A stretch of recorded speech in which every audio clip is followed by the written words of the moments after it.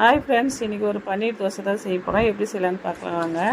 அது பொடிசாக ஒரு வெங்காயம் கட் பண்ணிக்கோங்க, ஒரு பச்சை மிளகாய் கட் பண்ணிக்கோங்க, பொடிசாக கொத்தமல்லி கட் பண்ணிக்கோங்க. இதை வச்சு தோசைக்கல் வச்சுக்கலாம்.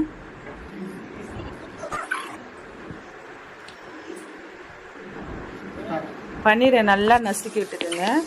தோசை ஊற்றிட்டு மலைச்சாரல் மாதிரி வெங்காயத்தை போட்டுக்கலாம்.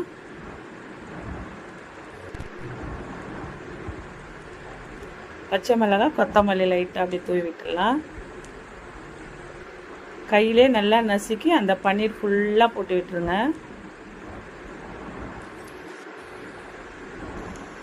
மேலே சால்ட்டு, கரம் மசாலா லைட்டாக அப்படி தூவி விட்டுக்கலாம்.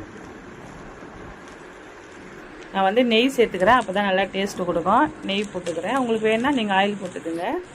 அது மேலே லைட்டாக சால்ட் ஆட் பண்ணிக்கலாம், தேவையான சால்ட்டு. திருப்பி போட்டு எடுத்தோமா சூப்பரான பன்னீர் தோசை ரெடி ஆயிடுச்சு.